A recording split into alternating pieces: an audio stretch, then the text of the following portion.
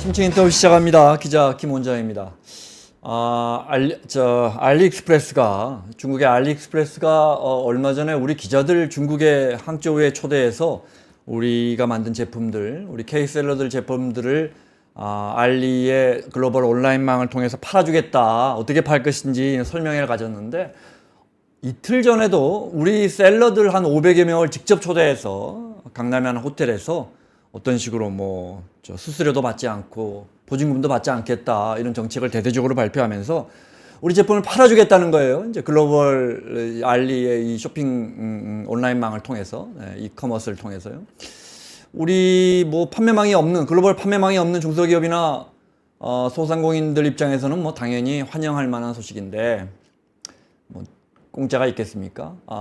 알리나 중국의 이 정말 엄청나게 빠른 속도로 커가고 있는 중국의 이커머스 기업들은 무슨 생각하고 있는지 한국외대 강준영 교수님 모셨습니다. 교수님 어서 오십시오. 네, 안녕하세요. 그러니까 일단은 우리 제품들이 이제 쿠팡이나 이런 게 우리가 유럽이나 미국에서는 팔 수 없는 거 아니에요. 네, 네. 거기는 이제 이거 우리가 팔아봤자 아마존이나 이런 데 해야 되는데 쉽지 않으니까. 근데 알리가 이제 그 망에 얹어주겠다 이거예요. 그렇죠. 네. 네네. 어떻게 보십니까? 그 알리가 지금 말씀하셨습니다만 항주 캠퍼스라는 데가 네, 있죠. 네. 거기에 우리 기자들을 초대해서 그 글로벌 기자 간담회입니다. 그 명칭이. 네, 그러니까 이 거기에서 이런 얘기를 했다고 그래요. 우리가 한국 시장 자체에 관심 있는 건 아니다. 한국 시장 자체가 크지 않으니까. 네. 다만 한국이 우수한 품질을 가지고 있는 제품들을 특히 중소기업들은 해외에 많이 못 팔고 있는 것 같다. 네. 그럼 손해 아니냐. 그래서 우리가 그거를 좀 도와주겠다. 이제 이런 식의 마케팅을 공격적으로 전개를 하는 겁니다. 알리익스프레스 분석에 의하면 우리나라 수출의 그 64%는 상위 1% 대기업들이 한다고 그래요. 네. 그럼 대기업들은 이런 이제 공급망도 기본적으로 해외에 있고 기술 수준도 그렇고 관리도 되는데 36% 정도 되는 중소기업들이 마땅하게 물건을 팔 곳을 못 찾고 그러겠죠. 있다. 네. 그럼 언어도 그렇고 AI 기술도 그렇고 관리, 법 체계 이런 것들이 한국 중소기업들이 잘 못하니 우리가 전 세계 190개가 넘게 있는 알리익스프레스 망을 통해서 네. 그거를 역직구죠. 그러니까 네, 팔아주겠다. 이렇게 얘기를 한 겁니다. 그러니까 지금 말씀하신 대로 그 자체가 이렇게 그런 기반이 없는 데한테 하는 거는 좋은데 문제는 지금 말씀하셨다시피 공짜가 있을까라고 생각을 해보면 네.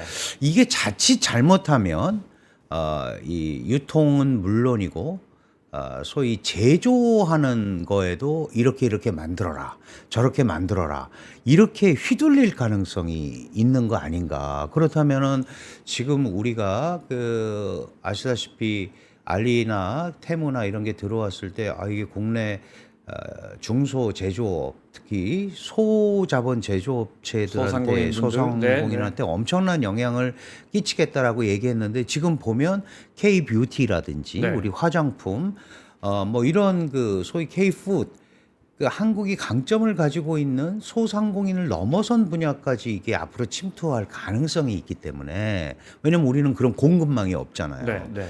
그러면은 자칫 잘못하면 알리한테 휘둘릴 수도 있겠다 하는 그 우려가 이제 일단은 아직 벌어진 건 아니지만 네. 들고 있고 이미 9월 말부터 지금이 9월 말이잖아요. 우리 화장품 업체들 한 100여 개가 글로벌 셀러라는 화장품 K-뷰티 집단을 만들어서 이미 서비스를 시작을 했다 이런 얘기가 나오거든요. 그러면 분야별로 얼마든지 그런 움직임이 있을 수 있는 거고 말씀하신 대로 강남의 호텔에서 사람을 불러서 그런 얘기를 했다라는 것 자체가 굉장히 적극적이고 공격적으로 마케팅을 시작했다 이렇게 봐야 될 것 같습니다. 네.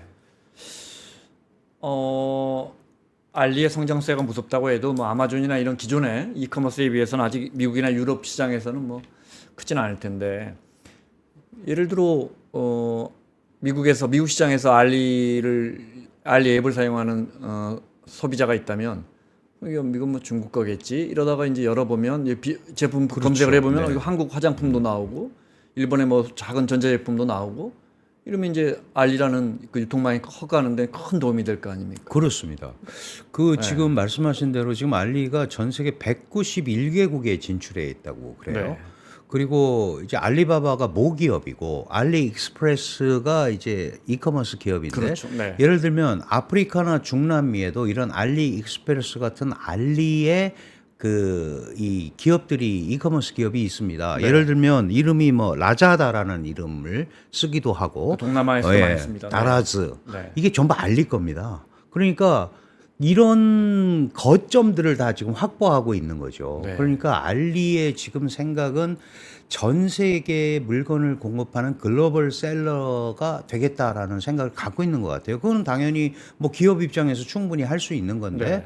그리고 지금 말씀하신 대로 중국 제품을 가지고는 승부가 잘 안 난단 말이죠. 뭐 여러 가지 제품의 불량성이라든가 짝퉁십이라든가 유해 물건 문제라든가 네. 안 나는데 지금 말씀하신 대로 다양한 경쟁력 있는 제품들을 자기 플랫폼에 심어서 네. 전 세계적으로 간다면 이거는 알리의 그 기업 성장에도 도움이 되고 그러겠죠.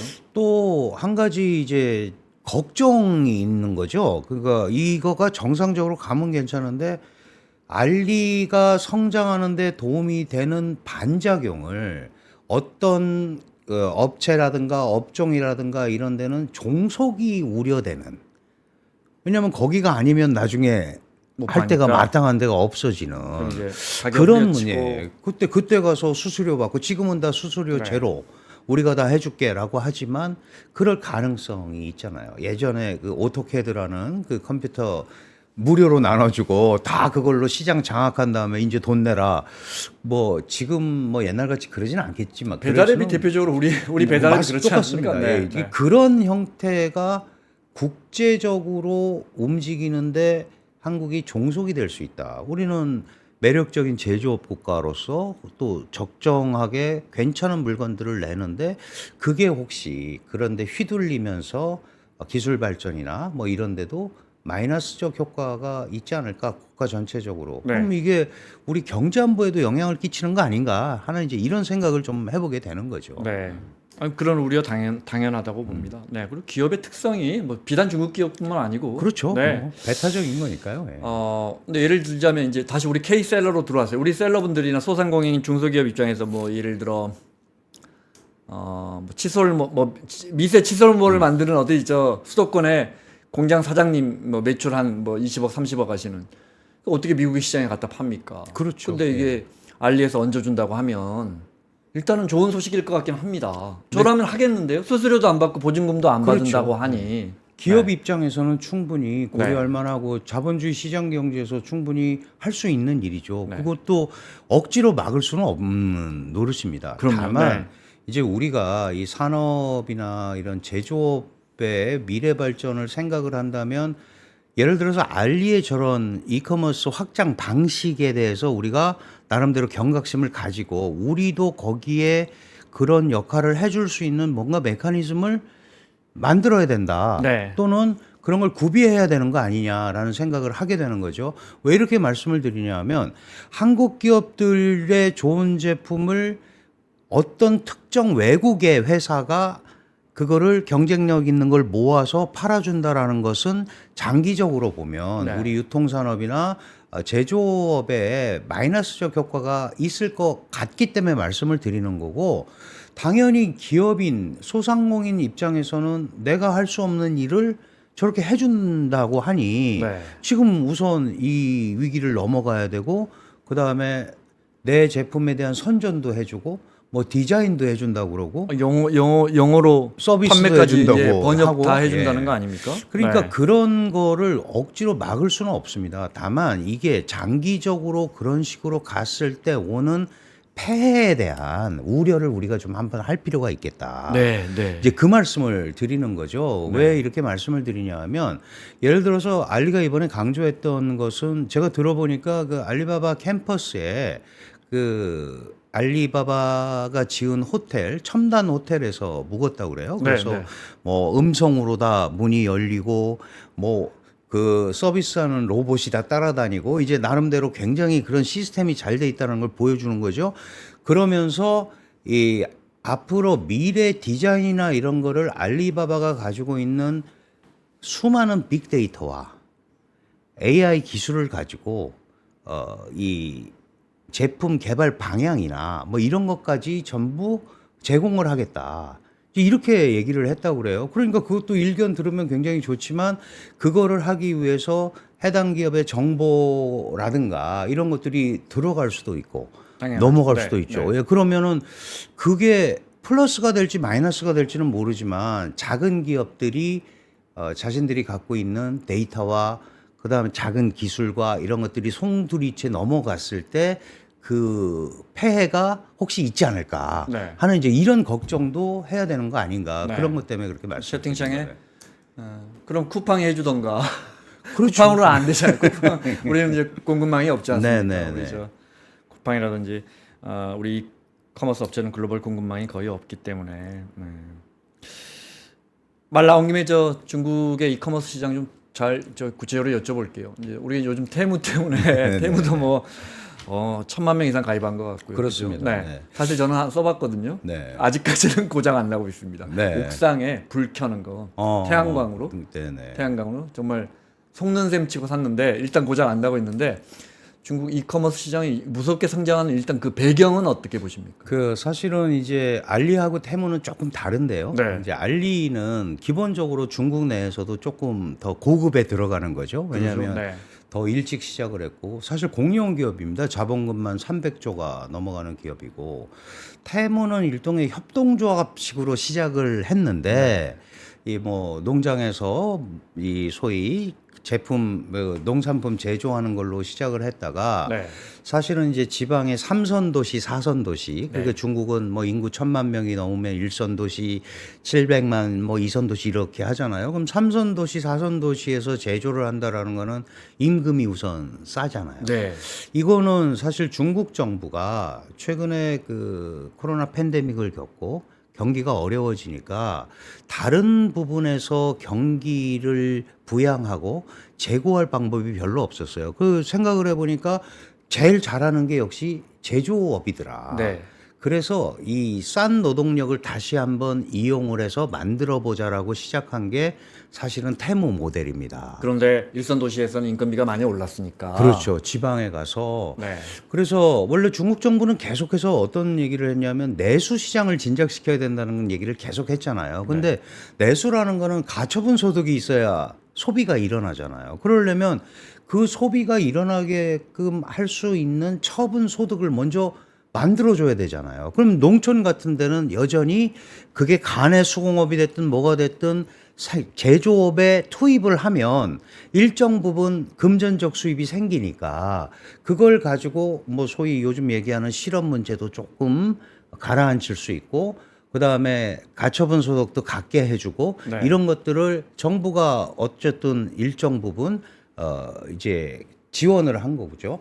그리고 코로나 팬데믹 기간 동안에 그 유통이라든가 이런 것들이 다 막히지 않았습니까? 특히 중국 같은 데는 이제 봉쇄를 했단 말이에요. 네. 그러다 보니까 재고도 많이 쌓였죠. 그래서 그런 것들을 정말 극초저가에 밀어내기 수출을 또 한 부분이 분명히 있습니다. 근데 알리하고 테무하고는 좀 다른 게 테무의 가격이 훨씬 더 싸요. 네. 싸고 네. 테무는 정말 그 소비자와 셀러를 그대로 연결시켜서 자기들이 중간에서 그냥 브로커 역할만 하는 그런 형태로 갔고, 근데 이제 저희가 우려하는 거는 그 중간에 저희가 이제 가입을 하잖아요. 회원 네. 가입을. 네. 그러면 그 수많은 정보, 개인정보. 그게 어디로 가느냐. 네. 이제 그것 때문에 걱정을 했던 건데, 알리 같은 경우는 계속 지금 성장세를 한국 들어온 지 4년 됐고 작년에만 해도 한 430만 명이 늘어났다고 그래요. 테무 같은 경우는 올 초에 성장세가 조금 둔화되기 시작을 했다. 그럼에도 불구하고 지금 알리 테무 열풍은 전 세계적으로 이미 한 50여 개국에서 우리와 비슷한 패턴을 보이고 있어요. 네. 그래서 우리가 뭐 차이나 쇼크 2.0이다. 중국이 개혁 개방하고 정말 저 힘으로 값싼 물건을 만들어냈고 그래서 네. 전 세계가 사실은 이익을 봤잖아요. 30년 전에. 30년 네. 전에 그거의 재판을 지금 중국이 아, 생각하는 거 아닌가. 네. 우선 이 위기를 넘어가기 위해서 이제 그렇게 보는 시각이 있고 또한 그런 부분들이 전 세계 저렇게 수십 개국의 일반 기업, 특히 태무 같은 데는 큰 기업이 아니거든요. 그런데도 지금 50여 개국에 진출해 있단 말이죠. 네.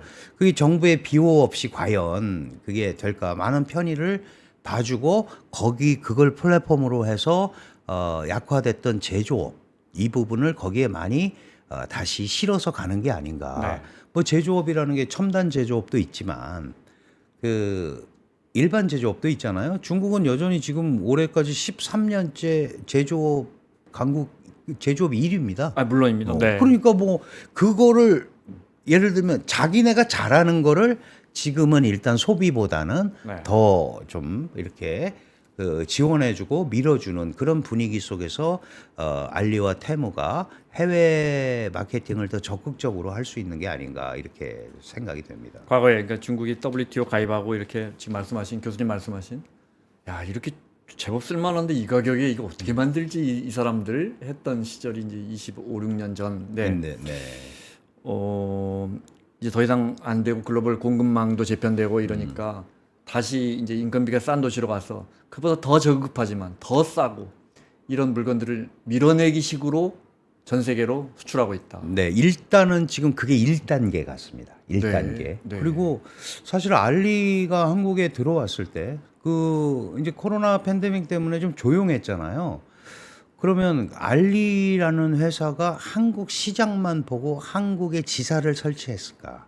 그러니까 이 한국 시장 자체의 장악을 위해서 뭐 지금 사실은 직원이 100여 명 네. 있다고 그래요. 그리고 이 전화 교환원이 한 300여 명 있고 굉장히 크잖아요. 한국 시장이 물론 이제 이커머스로 큽니다만은 그것만 보고 온 거는 아닐 거다라고 보시는 분들이 네. 많았어요. 그게 말씀드리면 한국의 그 인터넷 발전망 네. 이런 거 좀 이용하고 그다음에 한국의 배달 시스템, 그다음에 항공 운송 시스템도 한국에 거점을 차리고 있으면 훨씬 더 전 세계적으로 뻗어가는데 훨씬 좋을 거다. 네. 이제 이것까지 생각을 해서 왔다고 생각을 했는데 지금 최근에 이제 아까 말씀하신 대로 알리의 그런 공격적 마케팅을 보니까 이제 자신들이 그린 그림이 본격화되나 보다라고 이제 생각을 할 수 있는 거죠. 뭐 아직 그런 것들이 얼마나 많은 피해를 주는지 그런 것까지는 아직은 안 나와 있지만 향후에 우리가 그런 부분에 대해서 정확하게 대응하거나 이런 조치를 하지 않으면 지금은 굉장히 좋지만 미래에 그 소위 소비자 주권이라든가 이런 거를 뺏길 소지가 있을 수도 있겠다 하는 네. 이제 그런 생각을 해야 된다라는 차원입니다. 예컨대 이제 우리가 우리 셀러분들이 우리 처음에 이야기했던 것처럼 알리에 태워서 제품을 팔 때 한중 관계가 악화된다든지 뭐 수많은 변수에서 그 플랫폼에만 의지하게 되면 그때 이제 속수무책이 된다 이 말씀이신 거죠. 당연히 그럴 수밖에 네. 없을 것 같아요. 그리고 그 뭐 배달 얘기도 하셨습니다만은 그런 일이 벌어지지 말라는 법이 없고 또 이제 AI가 디자인한 거를 다양한 형태로 자신들이 전 세계 190여 개의 나라에 나가 있는 빅데이터들을 다 가지고 있잖아요. 그거를 취소화하고 어떤 규범화해서 트렌드를 끌고 갈 수 있고 그런 트렌드를 끌고 가는 제품들을 우리한테 이렇게 하면 훨씬 좋다라고 그래서 강요까지는 아니더라도 뭐 팔으려면 이렇게 해봐라 이렇게 할 수 있는 거잖아요. 그 과정에서 중국 기업들도 흉내낼 수 있는 것들이 많이 있지 않겠습니까? 이렇게 되다 보면 이제 시장 규모라든가 이런 걸 볼 때 그 많은 그 중소상공업자들이 소상공인들이 걱정하듯이 자칫 잘못하면 그런 것들이 중국의 하청 기업이 되는 거 아닌가 네. 하는 이제 그런 우려들은 여전히 갖고 있다고 봐야죠. 그러면 지금 알리 분석에 의하면 64%가 대기업에 의해서 수출이 된다는데 그럼 우리도 나머지 36%를 어떤 형태로든 간에 좀 처리할 수 있는 기준이라든가 뭐 이런 것들을 우리가 좀 전 세계 마케팅에는 못 태우지만 그런 규범이나 이런 것들을 해서 그런 일이 안 생기도록 하는 방식을 좀 마련해야 되는 거 아닌가. 네. 대책이라는 네. 차원에서 이제 그런 차원에서 말씀을 드리는 거죠. 네. 그, 그 이런 어떤 이 중국의 이커머스 기업들의 움직임 뒤에는 중국 정부의 정책적인 큰 그림이 있다. 교수님 이렇게 보시는 거고. 네, 저는 네. 당연히 그렇게 보고요. 특히 이제 우리가 얼마 전에 알리한테 10억 8천만 원의 그 개인정보법 위반으로 과징금을 부과했어요. 네, 예. 네. 그건 뭐냐 하면 우리 정부가? 우리 정부가 네, 네. 예, 그 개인정보보호위원회에서 부과를 했는데 이게 사실은 이제 공정거래위원회나 이런 데로 가면 액수가 굉장히 커집니다. 이제 제품을 가지고 하는 건데 네. 우리가 개인정보가 제대로 관리되고 있는지를 우리한테 정확하게 안 알려준 면에 대한 일종의 벌과금이거든요. 아, 네. 근데 이게 왜 문제가 되냐면 중국에는 정보보호법이라는 국가법이 있어요. 그 정보보호법 제7조에 보면 해당 기업은 중국 정부가 필요하다고 얘기하면 자신이 갖고 있는 자료를 중국 당국에 제공해야 될 의무가 있다라는 조항이 있습니다. 네. 그러면 예를 들어서 내가 지금 내가 알리인데 한국에 이 여러 가지 그 정보를 가지고 있는 거예요. 그 중국 정보가 달라고 그러면 줘야 된다는 전 거죠. 테무 가입자인데 그러면 저희 집 주소라든지 저 나이라든지 넘어갔을 수 있죠. 중국 정부로 갈 수도 있다. 네. 이미 가 있을지도 몰라요. 꼭 정보가 아니더라도 기업한테 다른 기업에 넘어갔을 수도 있어요. 혹시 그런 거 없으셨어요? 우리는 그래서 이제 그런 걸 일단 체크하지 않습니까? 그러니까요. 그 예. 동의하느냐, 동의하지 않으면 뭐 이거 근데 하지 그 옛날에 않습니까? 초창기에는 그것도 없었고 네. 이제 최근에 그건 비슷하게 만들어 놨는데 어쨌든 많은 분들이 알리와 테무에 가입하고 나서 해외에서 갑자기 무슨 문자가 많이 날라온다. 그런 경험을 주변에 많은 사람들이 했거든요. 네, 네. 그러니까 이게 왜 거기로 가 있지? 저 이제 사실은 우리는 이 북한이라는 생각을 또 해보면 이게 북한에 혹시 그런 자료가 가고 이게 뭐 금융 범죄라든가 보이스피싱에 이렇게 또 노출이 돼 버리면 이거 어떡하지? 이런 생각도 또 걱정이 되는 거죠. 그래서 일단은 우리 정부가 거기에 대해서 경고를 했습니다. 개인정보보호위원회에서 그 정보가 어떻게 투명하게 관리되고 있는지 분명하게 얘기를 하고 개선 조치를 해라.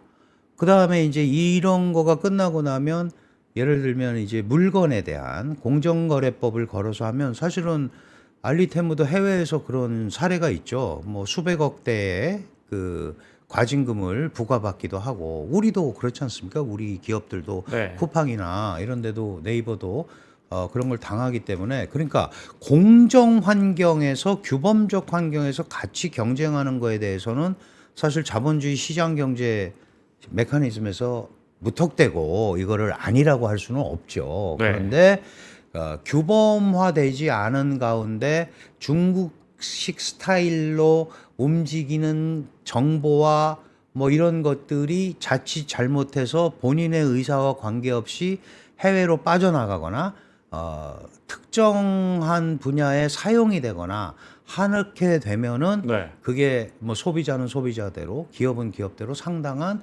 피해를 볼 수도 있을 거다. 그런 차원에서 이제 과징금을 부과한 거거든요. 물론 알리도 그 이후에 관련 내용들을 상당히 많이 수정을 하고 했습니다. 그런데 네, 네. 우리 당국이 정확하게 앞으로 생길 수 있는 문제를 파악을 해서 그런 문제가 안 생기도록 하자는 거지. 그리고 거기에 가입을 하거나 물건을 공급하시는 분들도 혹시 있을지도 모를 불이익이나 이런 부분을 충분히 예상되는 불이익에 대한 개념을 정확히 인지하고 그 부분에 대한 것들을 뭐 알리가 세계로 공급을 한다니까 확실하게 문서 계약이나 이런 걸 통해서 규정화를 하고 넘어가는 게 매우 중요하겠다. 지금 같은 경우는 우리가 팔아줄게 그러니까 좋다. 우리는 그런 힘이 없는데 네. 이렇게 이제 속된 말로 도매금으로 넘어갈 가능성이 상당히 많이 있는 상황이 아닌가. 이제 그런 게 걱정이 돼서 그렇죠. 도매금으로 넘어간다는 말씀 쉽게 와닿는 것 같습니다. 제가 지금 테무 가입자 수를 제가 확인해 보려고 검색을 해보니까 올해 나온 기사 중에 부산 대저토마토를 반값에 중국 알리 이제 국산 신선 과일도 판다. 그럼요. 네. 그런데 이제 사실 이제 이커머스 시장을 우리가 피할 수는 없는 것이고 우리가 이제 웬만한 건 다 모바일이나 그렇죠. 온라인으로 사야 하는데 그 플랫폼 역시도 쿠팡이나 우리 이 이커머스 그 기업만을 이용할 수는 없는 없죠. 일입니다. 네. 없죠. 그러면 네네. 뭐 아마존이든 알리든 뭐 테무든 결국은 우리가 받아들여야 할 상황은 분명한 거거든요. 예, 그러니까 그거를 뭐 억지로 애국주의에 호소할 수도 없는 거고. 네, 규제하기도 예, 어렵고요. 그거는 네. 사실은 쉽지는 않죠. 다만 이제 저희가 강조하고 또 그렇게 해야 된다는 핵심은 네. 이거에 관한 정확한 규범과 틀을 만들어서 공동이 같이 그러니까 똑같은 입장에서 기울어진 운동장이 아닌 데서 공정하게 움직이는 시스템을 만드는 네. 게 중요하겠다라는 차원에서 말씀을 드리는 거죠. 우리가 작년에 한 6,400억 불 정도 수출을 했는데요. 전자상거래를 통한 수출이 10억 불밖에 안 됩니다. 대한민국이 네. 엄청나게 많은 것 같은데 네. 10억 불밖에 안 되니까 전체 0.2%. 우리는 온라인으로 하나도 못 팔고 있네요. 그러니까요. 네. 그러니까 차제에 우리도 그런 것들을 좀 우리가 매력적인 제조업 국가라면 네. 그런 것도 좀 이런 차제에 좀 생각을 해볼 수 있는 거 아닌가라는 생각이 들어서 말씀을 드리는 거고요. 우리가 이제 말로 뭐 AI 강국이다, 인터넷 강국이다 이렇게 얘기를 하는데 그런 네. 것들을 좀 적절하게 쓰면서 할 수 있는 게 뭐 며칠 전에 우리 AI 뭐 지능회의도 열고 네, 대통령도 네. 나와서 하고 그러지 않았습니까? 그러면 그런 것들이 상공인이나 이런 데 직접적 도움이 되는 실질적인 방법으로 갈 수 있도록 우리도 알리가 지금 갑자기 이렇게 된 게 아니잖아요. 이게 벌써 10여 년의 역사를 가지고 있고 전자상거래 뭐 B2B, B2C에 이미 오래전에 뛰어들어서 네. 많은 빅데이터들을 가지고 이렇게 움직이는 거거든요. 우리는 거기에 비하면 좀 늦었지만 우리도 이게 산업계와 뭐 정부, 학계가 좀 고민을 한번 해서 네.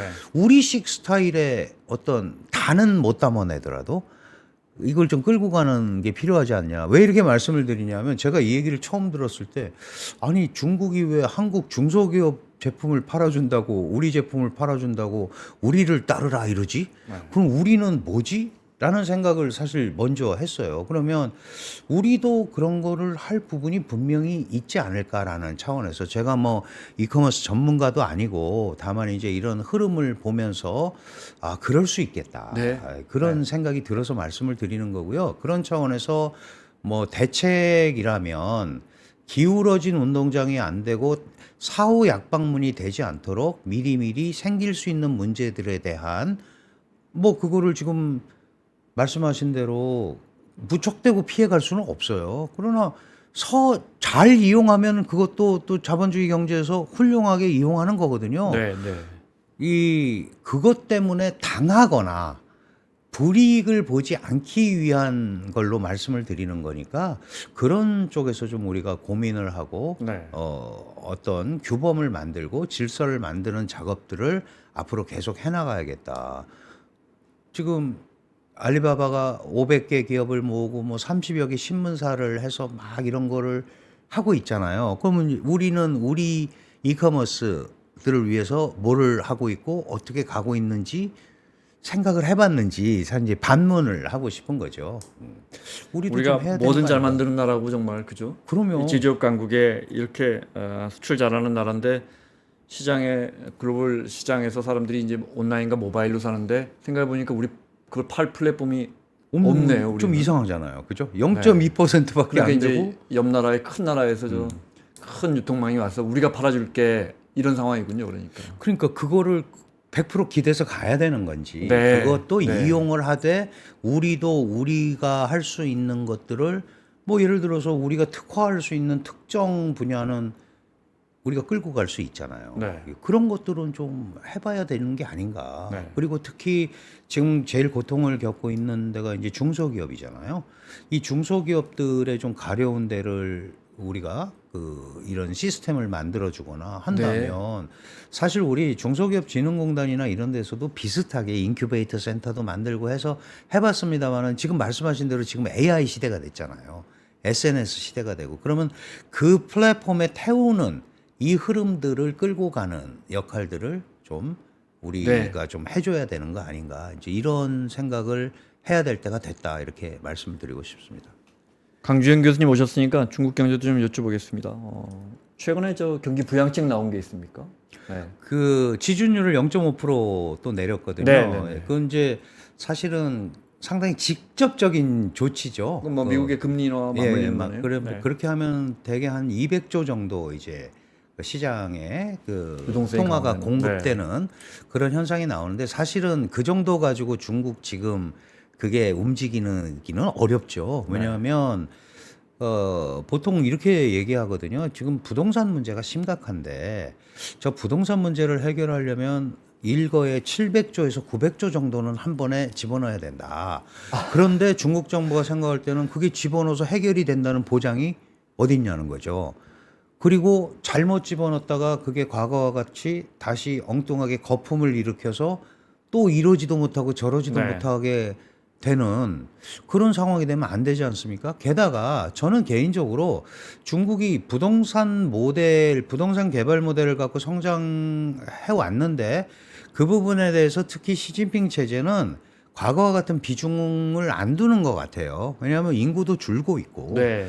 그 수요가 점점 줄지 않겠습니까? 그러니까 정리를 하는데 일정한 구조 조정을 겸해서 가능한 부분들만 그러니까 망하지 않게 관리하면서 가는 패턴으로 지금 간 거 아닌가. 잘하고 있는 것 같아요. 예, 네. 기본적으로 그 패턴입니다. 그러면 이미 아주 많은 그 부동산 기업들이 이미 도산을 했고요.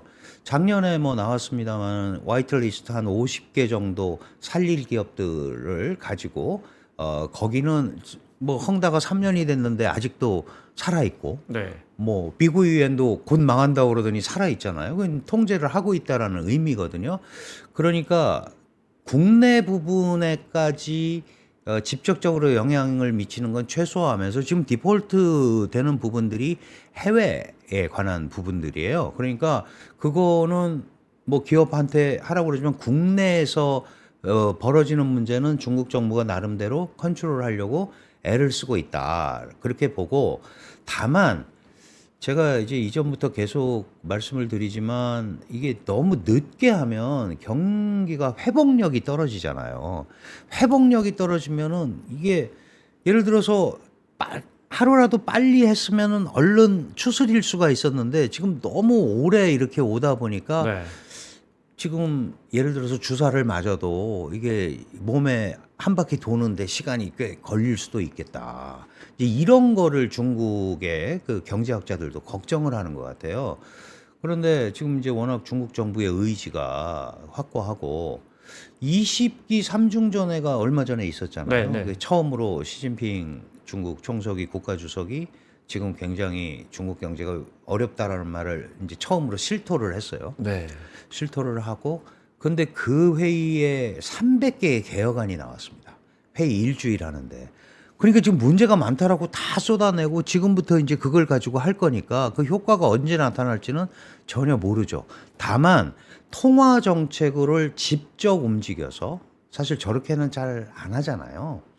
움직여서 한다라는 의지를 보여준 거는 방향성을 이제 중국 정부가 조금 더 이 적극적인 통화를 움직여서라도 좀 흐름을 끌고 가겠다라는 메시지는 준 것 같아요. 근데 그 메시지가 일반 소비 심리를 회복하거나 이런 데로 과연 갈 수 있을까? 그래서 사실은 그게 나오자마자 홍콩 증시나 상해 증시는 약간 그 반등을 했는데 이거 가지고 전부 치유가 될까라는 데 대해서는 또 이제 의구심이 생기니까 다시 돌아갔는데요.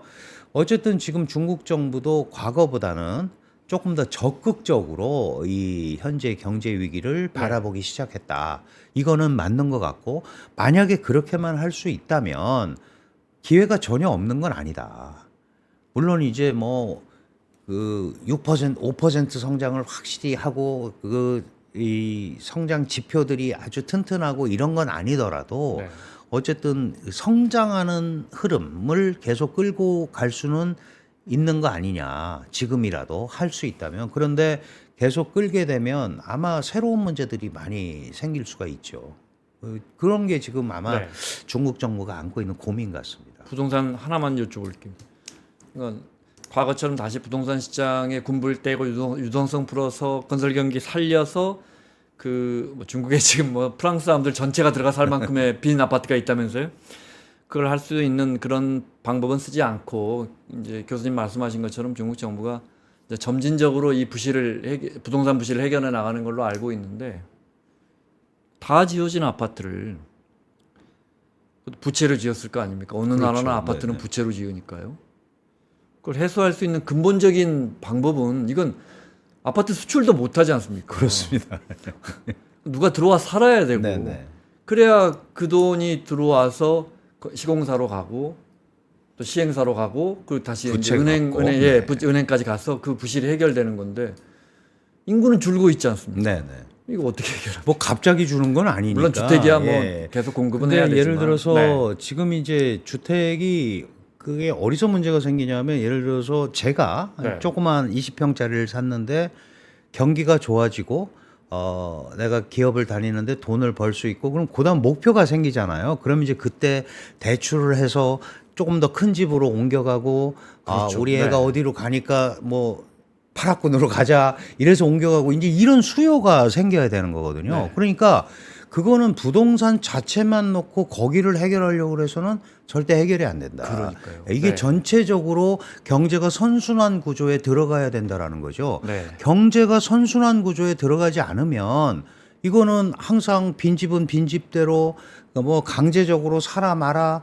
지금 금리를 내린다고 집을 사는 상황은 절대 아니거든요. 지금 말씀하신 대로 인구라든가 경제 심리라든가 이런 게 경색이 돼 있는데 그렇다면 결국 지금 그거를 풀 수 있는 방법은 경제가 활성화되고 있고 그런 방향으로 중국 정부가 과거와는 다른 형태로 방향을 잡았다라는 메시지를 분명하게 보여줘야 되는 거예요. 네, 네. 그래야 돈이 돌 거 아닙니까? 이 돈맥이 돌아야 동맥경화가 안 걸린다는 네. 거죠. 그거를 중국 정부도 잘 알고 있는데 지금까지는 찔끔찔끔한 정책밖에 못 썼단 말이죠. 그러니까 이게 표시가 잘 안 난 거예요. 그런데 이제 통화에 손을 대기 시작을 했다라는 거는 뭐 우리가 경제학에서 M1, M2 뭐 이런 얘기 광의의 통화 많이 하잖아요. 결국은 직접적으로 간접적인 방법보다는 조금 더 직접적으로 경제 회생에 대한 네. 중국 정부의 의지를 보여준다라는 측면에서 어느 정도는 긍정적인 기여를 할 수 있을 거다. 여기에 이제 중국이 기대하는 대로 국제 경기가 조금 받쳐주면 한편으로는 이 수출 경기 그래도 지금 올 초에는 수출 때문에 중국이 사실 버텨왔단 말이죠. 중국의 그 지탱하는 3대 지표가 내수, 투자, 수출인데 네. 수출이 뭐 전체적으로 차지하는 비중 크지는 않지만 어쨌든 이런 거가 돌아가면서 견인을 했단 말이에요. 그러니까 지금 다른 분야 특히 투자 같은 경우도 정부 투자는 계속 늘어나고 있어요. 민간이 투자를 안 하니까. 그러니까 민간 투자가 들어오도록 유도하는 정책들이 계속 나오고 거기에 민간 투자자들이 저거 괜찮다. 그래서 투자를 하고 그걸 바라보는 해외 투자자들이 중국이 살아나나 보다 이러고 들어오는 선순환 구조가 형성이 돼야 되는데 이게 금방 되는 시스템은 아니잖아요. 네. 그래서 사실은 우리가 작년에 리오프닝 한다라는 게 벌써 작년이잖아요. 1년 또 9개월이 흘러간 겁니다. 20개월이. 그동안 될 거다 그러고 지금 지난 20기 3중전에서 처음으로 지금 굉장히 어렵다.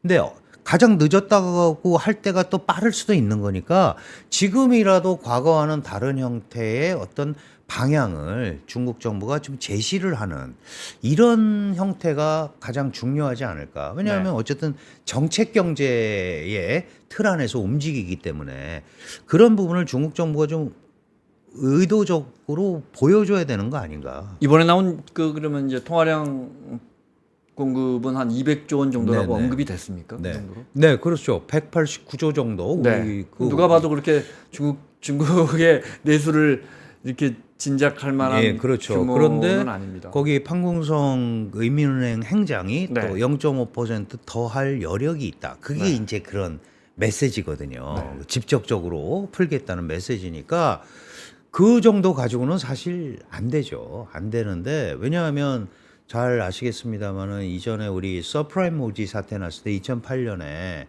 그때 그 2008년이니까 벌써 뭐 네. 18년 전인데 그때 한 4조 위안, 한 800조를 풀어서 그걸 넘어갔었거든요. 미국도 한 4, 5천조 정도 그렇죠. 풀었죠 그때. 네. 그런데 지금 그 경제 규모나 이런 걸 생각해 보면 이거는 그거보다 굉장히 적고 네. 그리고 그때는 그런 것들이 경기 부양 자금으로 는 건데 실제로 그쪽으로 투자되지 않고 주식이나 부동산으로 가서 오늘날의 거품을 네, 만들었다라는 맞아요. 트라우마가 있어서 네, 네. 그걸 못 합니다. 그 시진핑은 처음부터 그 과도한 부양책으로 경기를 다시 회복시키지 않겠다라는 걸 계속 선언을 했고요. 또 하나는 GDP에 목매달지 않겠다라는 걸 선언을 했습니다. 그러니까 그래서 나온 게 그때부터 질적 생산력이거든요. 지금 요즘 이제 고품질 생산력을 계속 얘기하잖아요. 네. 그러니까 부동산이나 이런 부분을 통한 발전보다는 선택과 집중을 하겠다는 겁니다. 지금은 AI, 과학기술로 무장된 사회주의. 이게 중국이 추구하는 길이다. 이렇게 지금 얘기를 하는 거죠. 화끈하게 유동성 풀지 않는 게 그 과거의 글로벌 금융 위기 때 그때 풀었던 그 800조 위안이 자산 시장으로 가버리는 걸 봤기 때문에 또 그런 그렇습니다. 게 있군요. 그거는 사실 중국 정부도 경제학자들도 네. 그게 돈이 일단 풀리고 나서 어디로 가는 것까지는 도저히 통제를 할 수는 없다. 왜냐하면 국유기업한테 줬는데 국유기업이 자기네 시설 개선해서 돈 버는 것보다는 네. 부동산 사서 돈 버는 게 훨씬 빠르다고 생각했기 때문에 그런 자금이 지원이 된 걸 가지고 딴 데다 쓴 거예요. 그 당시에. 주식시장에다 하는 게 돈이 더 많이 남는 것 같아. 이렇게 가니까 경쟁력 있는 산업을 만들기 위해서 뭐 시설 자금으로도 투입을 하고 그랬는데 그게 네. 전혀 딴 데로 갔다는 거죠. 그러니까 지금도 결국 관치금융이고 중국 정부가 조달을 해서 돈을 지금 국유기업한테는 주고 있는데 네.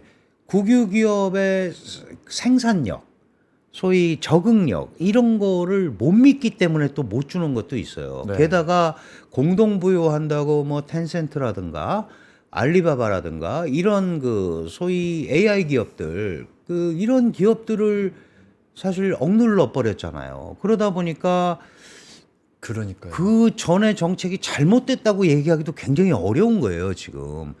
그래서 올해 그 이제 원래 리커창 총리 때는 인터넷 플러스라는 걸 강조를 했죠. 지금은 이제 요번에 리창 총리가 AI 플러스라는 걸 강조를 한 거예요. 네. 그러니까 사실 같은 개념인데 결국은 중국이 잘할 수 있는 전기차, 배터리, 뭐 이런 거, 태양광 이런 것들을 극대화시켜서 확실한 기술 수준을 유지하는 뭐 사실 우리가 반도체에서 초격차 전략 유지한다고 그러는데 중국도 그런 거 하겠다는 겁니다. 그런데 그런 얘기를 하고 중국이 경쟁력 있는 제품들이 뭐가 있다라는 거를 미국이나 유럽은 잘 알잖아요. 특히 미국 같은 데는 그래서 8월 1일부터 전기차 배터리 뭐 전기차 100% 관세 인상, 네. 태양광 판넬 뭐 50%다 이렇게 지금 나왔고 유럽도 지금 때리고 있단 말이죠. 그러니까 그런 면에서 보면 중국이 지금 사면 초과예요. 네. 사면 초과인데 밀어내기 수출만 가지고도 가지고 될 수 있는 문제가 전혀 아니거든요. 그런 의미에서 이 글로벌하고 협력을 해야 되는 게 필요하다라는 거죠. 왜냐하면 중국 글로벌 밸류 체인에서 중국이 차지하는 비중이 있기 때문에 중국을 필요로 하는 나라들이 사실 많단 말이에요. 많은데 중국이 독자 노선을 고집하고 내가 리드해 가겠다라는 게 특정 분야에서 지나치게 강하다 보니까 거기에 대해서 못 맞춰주는 거고 특히 트럼프가 혹시 된다면 그거는 더 강해질 거고 유럽은 유럽대로 강해질 거고 그렇게 된다면 이 회복하는데도 중국이 네. 상당히 오래 걸릴 수 있다 이런 이제 우려가 나오게 된 겁니다. 저희가 오늘 알리익스프레스하고 역직구 이야기했었는데 사실은 알리나 텐센트나 지금 말씀하신 중국을 상징하는 거대한 신흥 기업들, 빅테크 기업들이 우리가 익숙해진 게 10여 년 전입니다. 그 맞습니다. 이후에는 네. 이렇다 할 기업이 없죠. 그럴까요? 그죠? 그러니까 그게 사실은 이제 사회주의성을 강조하는 시진핑 체제, 네. 자신들 통제 밖에서 움직이는 자본과 세력이 있는 것들은 그 중국 공산당의 입장에서는 용인하기가 굉장히 어려운 거죠. 내 밖에서 나의 통제를 받지 않으면서 중국이라는 이름을 달고 중국 기업이 움직이고 네. 돈이 움직이고 또 거기에 열광하는 사람들이 생기고 이러면 이제 공산당의 정통성, 합법성, 뭐 권위 이런 게 이제 영향을 받는다고 생각을 하니까 내가 통제하면서 다 같이 잘 살게 하겠다. 그게 공동부유입니다. 공동부유가 나쁜 거 아니죠. 다 같이 잘 살자는 건데. 네. 근데 재화를 크게 만들어서 분배를 해야 되는데 가진 자 거를 다시 모아서 분배하는 것처럼 돼버리니까 그러면은 예를 들어서 그런 기업들이 투자를 하려고 안 하는 거죠. 분위기만 봐도 예를 들어 알리만 해도 홍콩하고 뉴욕 증시에 같이 상장 아마 돼 있을 겁니다. 그죠? 네네. 근데 진짜 교수님 말씀 듣고 보니까 지금 중국의 어떤 잘 나가는 기업이 나스닥 가서 상장한다. 이건 막 시진핑 정부 체제에서는 체제에서는 어렵죠. 정말 그 대표적인 그러네요, 게 진짜 어느 순간에 분위기가. 예, 대표적인 게 디디 추싱이라는 네, 네, 중국판 네. 우버 뉴욕에 네. 상장했었잖아요. 이틀 만에 상장 폐지를 했습니다. 그건 왜 그러냐면 그게 아까 말씀드린 그 정보 때문에 그런데요. 그 디디 추싱이라는 게 중국에서 우버니까 중국판 우버니까 거기에 통장 번호도 다 있고 신분증 번호 뭐 이렇게 어쨌든 네. 찍고서 가야 되니까 금전에 관한 소위 개인 정보들이 다 들어 있잖아요. 그럼 증시에 상장을 할 때 그 기업에 그 자산에 들어가는 거 아닙니까? 그런 것들도. 그러니까 그걸 다 공개를 해야 되는 그 집어넣어야 되는 거예요. 그 중국 네. 정부가 볼 때는 중화인민공화국 인민들의 정보가 미국 시장에 흘러다녀 볼 수가 없는 거죠. 그래서 압력을 넣어서 바로 상장 폐지에 들어가서 폐지를 했고 네. 지금 다시 홍콩에다가 상장을 해요. 그거는 이미 중국 정부와 협력하는 가운데 상장을 하는 거겠죠. 이런 식으로 흘러가는 거죠. 지금 말씀하신 대로 그 이후에 중국의 어떤 빅테크 기업이나 새로운 기업이 우뚝 서서 세계를 이끌면서 끌고 가는 게 지금 안 나오고 있는 거예요. 우리가 원래 알고 있는 그 기업들이죠. 알리바바, 뭐 텐센트, 네. 바이두. 그리고 나서는 사실 그걸 이어갈 수 있는 기업들이 많이 나와야 되는데 나오지 못하고 있다. 이게 좀 기업 생태계가 잘못돼 있고 그거를 이제 우리가 국진 민퇴 많이 들어보셨죠? 국유 기업은 밀어주면서 전진하는데 민간 기업은 후퇴한다. 이런 패턴을 만들어 놨기 때문에 해외 투자자나 중국 내 기업들도 여기서 계속 있는 게 쉽지 않을 것 같다. 그러다 보니까 무슨 일이 벌어지냐 하면 정상적인 중국 기업들도 미래에 대한 전망이 어둡다고 판단을 하고 자기 스스로 베트남이나 이런 데로 이전을 하는 거예요. 그럼 메이드 인 차이나로 가면 다른 나라 수출할 때 문제가 생기니까 메이드 인 베트남이라는 이름을 걸고 가는 게 훨씬 낫다고 생각하는 거죠. 그러니까 중국 기업들 맞아. 네. 외국 기업들만 빠져나가는 게 아니다. 그러니까 중국 기업이 살으려면 적어도 그런 부분에 대해서 중국 정부가 방향성이 이렇다. 사회주의성만 강조하는 게 아니고 뭐 이렇다라는 걸 중국 정부도 보여주지 않으면 그걸 따라갈 수가 없는 거죠. 그래서 제가 그 궤도 국제 사이클이 있잖아요. 국제 경제의 네. 어떤 흐름. 여기에 중국도 올라타는 게 가장 좋은 방법이다. 중국이 오늘날 중국이 된 거는 WTO에 가입을 했고 국제 분업 체계에 들어왔기 때문에 이렇게 된 거잖아요. 근데 지금 와서 우리는 우리 독자 노선으로 우리 따로 가겠다라고 하는 거는 중국으로서는 충분히 가능성이 있고 설득력이 있다고 생각하지만 다른 데가 볼 때는 다른 국가가 볼 때는 그거는 믿을 수 없는 당연하죠. 예. 네. 그 부분에 대한 갭을 중국이 해소를 해줘야 된다. 그게 지도자의 말로 되는 건 아니잖아요.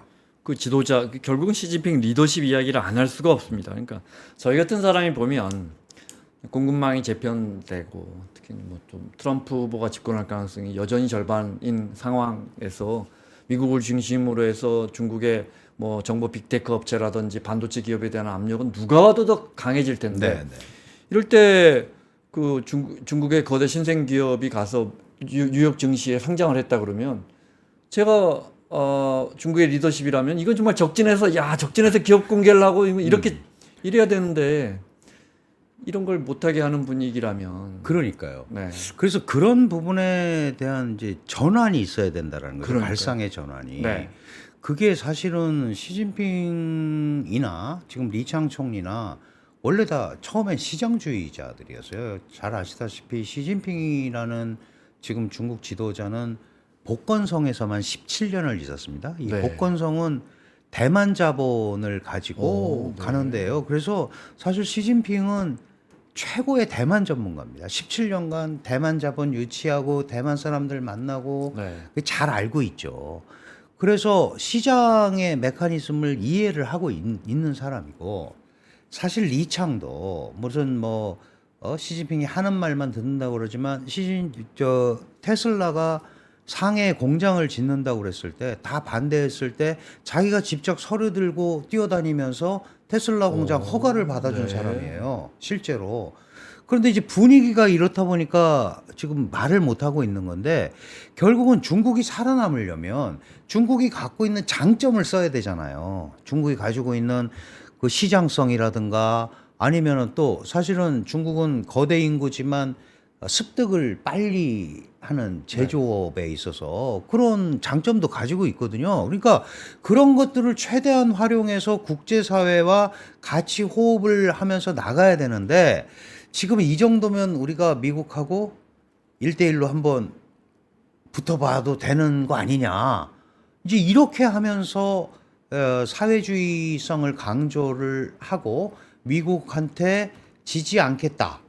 결사항전이죠. 물론 이제 미국도 중국 입장에서 보면 지나치게 견제하는 면이 없다고 할 수는 없어요. 네, 그런데 뭐 그렇게 얘기를 하면 왜 우리만 맨날 미국한테 고개를 숙이고 가야 되냐라고 중국이 얘기를 하지만 중국 내부에서는 우리가 아쉽지 않냐. 아쉬운 사람이 우물을 파는 게 당연한 거지. 그러면 우리가 지금은 아직은 또 좀 더 협력하면서 가는 게 맞는 거다라고 생각하는 사람들도 중국 내에도 있죠. 네. 근데 지금 말을 못 꺼내는 거예요. 그 분위기는 누가 만든 겁니까? 그 시진핑의 소위 그걸 우리가 시진핑 리스크라고 부르는 거예요. 네. 그러니까 이런 것들이 리더십이 해결이 되지 않으면 어느 누구도 중국에 대한 신뢰라든가 이런 것들을 다시 쌓기가 어렵다. 무슨 보아오 포럼이라든가 이런 데 가서 매번 중국의 지도자들이 우리 문은 열려 있고 해외 기업이 들어오시면 중국 기업하고 똑같이 대접해 드리겠습니다라고 아무리 얘기를 해도 한편으로는 반간첩법 만들고 네. 대외무역법 만들어서 규제하려고 그러고 이런 게 이율배반적으로 흘러가는 가운데 어느 누가 거기다 가겠냐. 그거는 저는 시진핑 리스크의 최대 실책이 뭐냐 하면 이미 거기 있는 분들은 어떻게든지 그 기업을 유지하면서 하려고 노력을 하겠죠. 아, 내가 중국 시장에 새롭게 좀 진출을 해봐야겠다라고 생각하는 신규. 네. 네. 그는 안 가죠. 지금은 거기 그 위험한데 왜 가?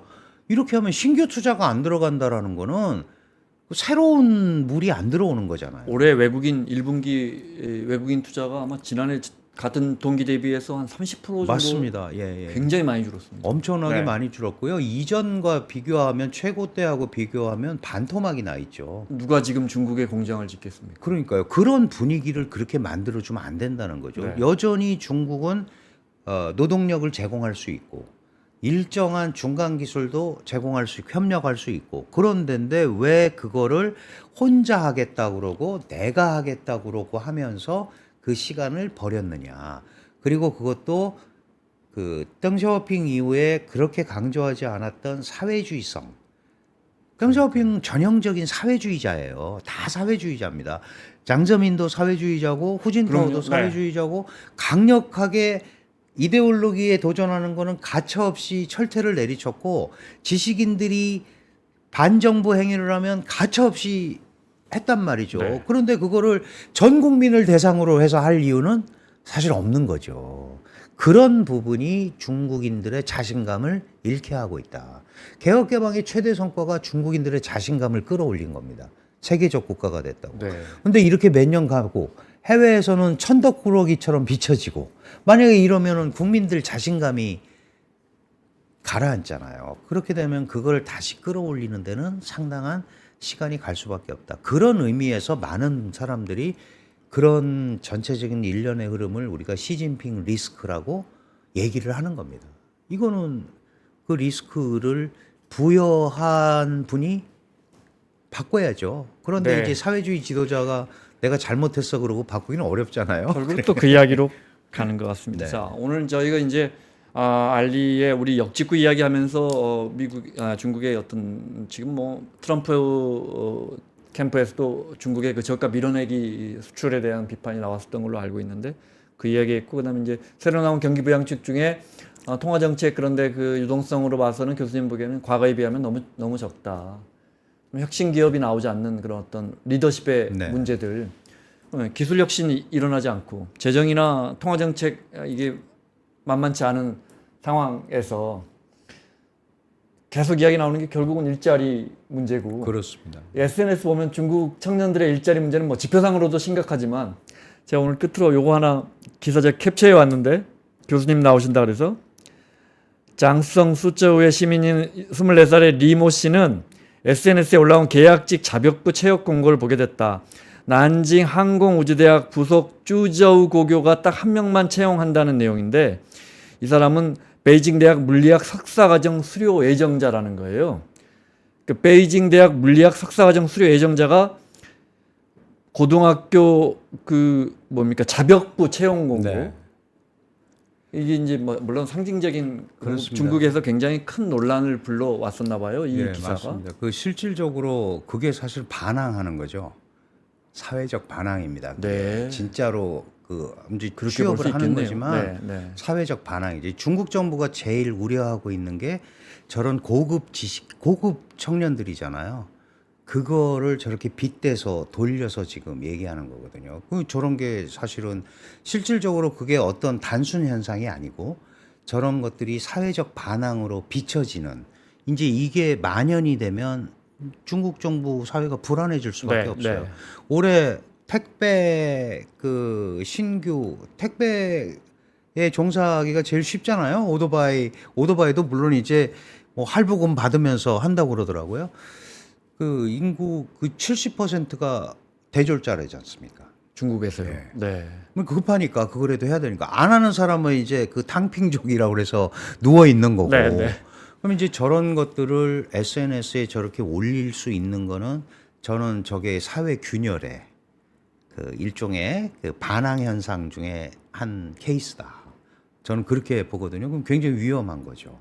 예전에 왜 7% 성장률 무너질 때 그 중국말로 뭐라고 합니까? 6% 성장 예, 그 마올리오, 네네네 마오치 뭐 그 이렇게 기사들 얘기하죠. 본 네. 기업 그 무너질 때 그 성장률이 4% 5% 되면 사회 불안 올 것이다. 네, 기존 체제 리더십에 대한 저항이 시작될 거다 했는데 올해 한 성장률 4나 5 보죠. 네, 4.5 정도 볼 겁니다. 그죠? 기본적으로 그 이제 기니계 수를 갖고 많이 얘기하잖아요. 네. 그러면 뭐 지금 거의 중국은 폭동 수준이어야 된다. 네. 뭐 이제 이렇게 얘기를 하는데 그 사실은 그 4% 5%는 2050년에 세계 최강위 국가가 되겠다는 이제 시즌을 해보니까 4.67%인가를 매년 계속, 성장을 해야 되는 네, 거예요. 네. 그러니까 그래서 상징적인 숫자입니다, 그게.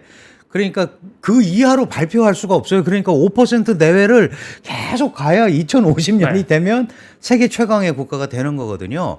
그리고 그거는 이제 기니계수로 우리가 4.5에서 5가 가면 폭동 상태로 들어갈 수도 있다.